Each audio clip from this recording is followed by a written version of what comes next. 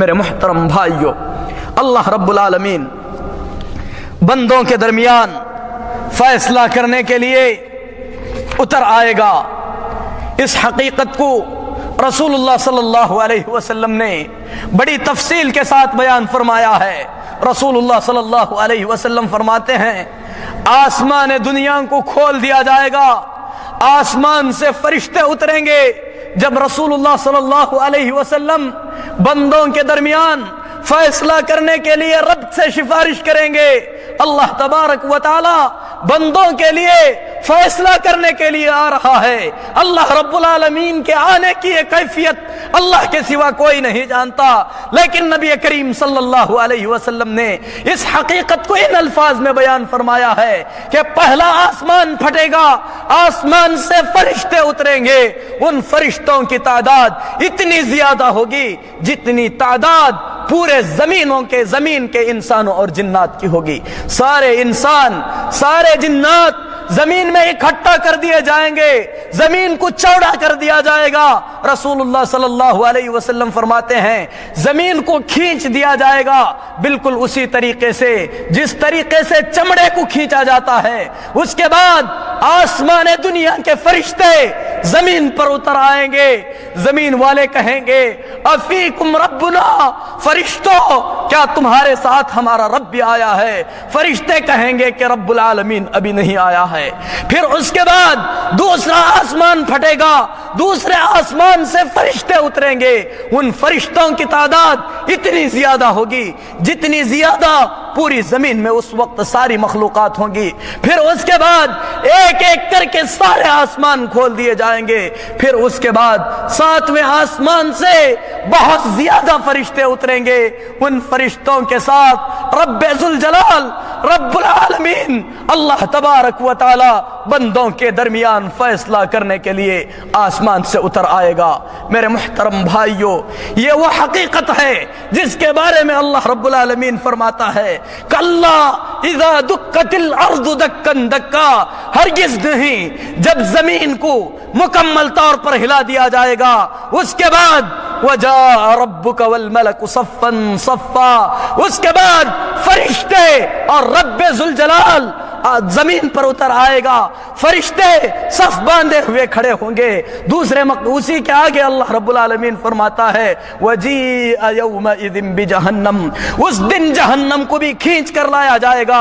دوسرے جگہ پر اللہ رب العالمین کے آنے کی حقیقت کو بیان کرتے ہوئے فرماتا ہے هَلْ يَنظُرُونَ إِلَّا أَن يَأْتِيَهُمُ اللَّهُ فِي ظُلَلٍ مِّنَ الْغَمَامِ، کیا یہ لوگ اس وقت کا انتظار کر رہے ہیں جب اللہ تبارک و تعالی زمین پر اتر آئے گا بندوں کے درمیان فیصلہ کرنے کے لیے، کرسی رکھ دی جائے گی اور اللہ رب العالمین جب بندوں کے پاس آئے گا اس وقت کا کیا ماحول ہوگا؟ اللہ تعالیٰ فرماتا ہے وَأَشْرَقَتِ الْأَرْضُ بِنُورِ رَبِّهَا، زمین اللہ رب العالمین کے نور، اللہ رب العالمین کے چہرے کے نور سے زمین روشن ہو جائے گی۔ یہی وہ مقام ہے جس مقام پر سارے انسان پھر سے بے ہوش ہو جائیں گے۔ امام ابن کثیر رحمت اللہ علیہ فرماتے ہیں اللہ کے رسول صلی اللہ علیہ وسلم نے فرمایا سب کو بے ہوش کر دیا جائے گا، پھر تمام کو ہوش آئے گا۔ سب سے پہلے محمد الرسول اللہ صلی اللہ علیہ وسلم کو ہوش آئے گا، دیکھیں گے کہ موسیٰ علیہ السلام اللہ کے عرش کے پائے کو پکڑے ہوئے ہیں۔ رسول اللہ صلی اللہ علیہ وسلم فرماتے ہیں مجھے معلوم نہیں ہے کہ موسیٰ علیہ السلام کو بے ہوشی سے بچا لیا گیا تھا یا انہیں مجھ سے پہلے ہوش آیا ہے، میں دیکھوں گا کہ موسیٰ علیہ السلام اللہ کے عرش کو پکڑے ہوئے ہیں۔ ہو سکتا ہے کوہ طور پر موسیٰ کو جو بے ہوش کیا گیا تھا اس بے ہوشی کے بدلے میں آج انہیں بے ہوشی سے بچا لیا گیا ہو۔ سارے کے سارے لوگ بے ہوش ہو جائیں گے، رب العالمین فیصلہ کرنے کے لیے آئے گا۔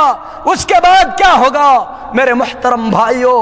میزان لایا جائے گا، وہی میزان جس کے دو پلڑے ہوں گے، ایک پلڑے کے اندر نیکیوں کو رکھا جائے گا، دوسرے پلڑے میں برائیوں کو رکھا جائے گا۔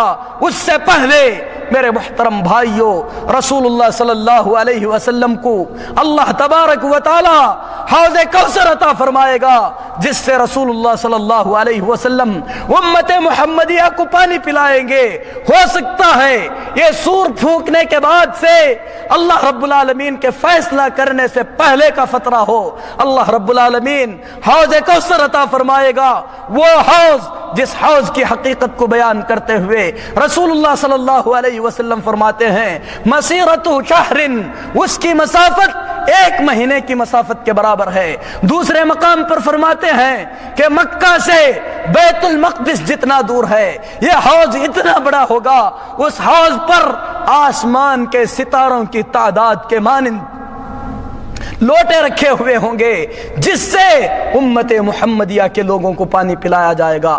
وہ پانی جس پانی کی صفت میں رسول اللہ صلی اللہ علیہ وسلم فرماتے ہیں اشد بیاضا من اللبن، دودھ سے زیادہ سفید ہوگا، برف سے زیادہ ٹھنڈا ہوگا، شہد سے زیادہ میٹھا ہوگا، اس کی خوشبو مشک سے بھی زیادہ ہوگی، جو 1 مرتبہ پیے گا پھر کبھی پیاسا نہیں ہوگا۔ اس پر جو برتن ہوں گے آسمان کے ستاروں کے مانند ہوں گے۔ اللہ کے رسول صلی اللہ علیہ وسلم امت محمدیہ کو ان کے وضو کے نشانوں سے پہچان کر پانی پلائیں گے۔ اتنے میں ایک بڑی فوج آئے گی، رسول اللہ صلی اللہ علیہ وسلم پانی پلانا چاہیں گے، رسول اللہ صلی اللہ علیہ وسلم کے درمیان آڑ کر دیا جائے گا۔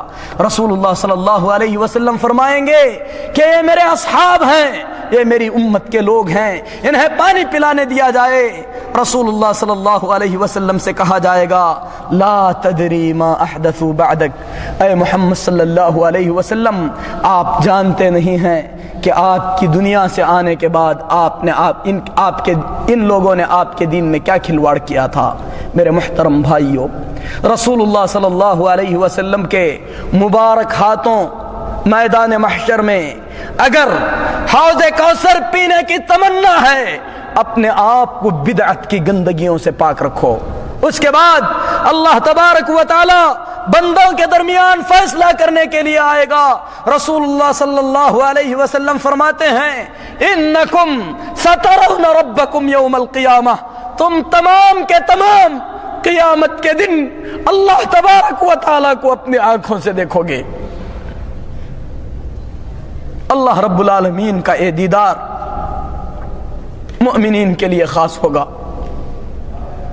کلا انہم عن ربہم یومئذ لمحجوبون، ہرگز نہیں، کفار قیامت کے دن اللہ رب العالمین کے دیدار سے محروم کر دیے جائیں گے۔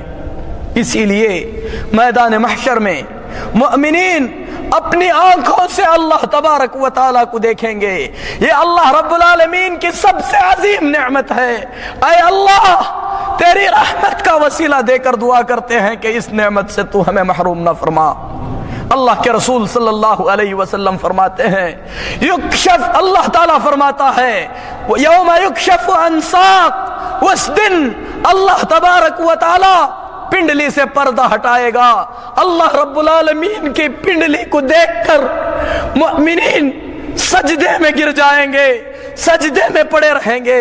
منافقین، کفار، جو لوگ نمازوں سے بھاگتے تھے، سجدہ کرنے کی کوشش کریں گے۔ ہائے بدبختی، اللہ تبارک و تعالیٰ ان کی پیٹوں کو تختے کے مانند بنا دے گا جو سجدہ کرنے کی طاقت نہیں رکھیں گے۔